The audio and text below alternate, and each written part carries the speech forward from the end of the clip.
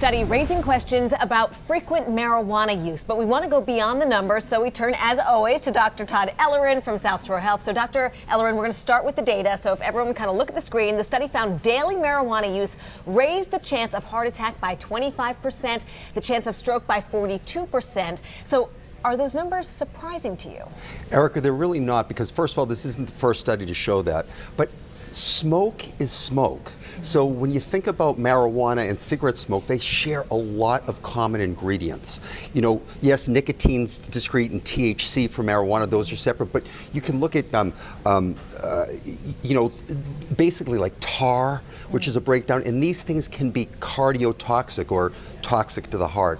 So it really doesn't surprise me, but I think it is something that we're learning more about. Well, and you hit the nail on the head, because basically 75% of those in the survey say they smoked the marijuana as opposed to consuming it in other ways.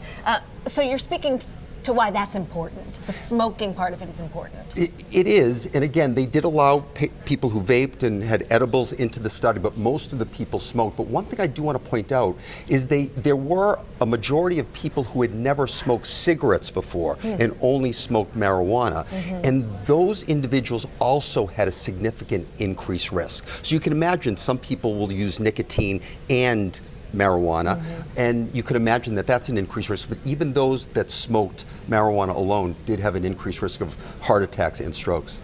Okay, so 24 states, including Massachusetts, have now legalized recreational marijuana. So as a doctor, kind of what's your takeaway?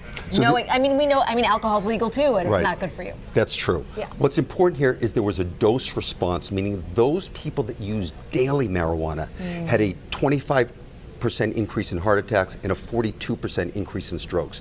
If you only used it weekly, there was an increased risk still, but it was much less. It was 3% heart attacks, 5% strokes, and those are relative risks. So I think it is important to not use it every day if you can, just like you said, like with alcohol or with cigarettes. Again, it's risks versus benefits. We know there are definitely benefits from cannabis, all right? If you're a cancer patient in a lot of pain, we know that it can significantly decrease pain. If you're a person with multiple sclerosis and have significant contractures, spasticity, muscle or nerve pain, we know it can help people like that too. But you have to weigh the risks and the benefits, and I think now what we see is this is an additional cardiovascular risk, so we have to understand that. Okay, Dr. Todd Ellerin, as always, thank you so much for being here in the newsroom. You too, Eric.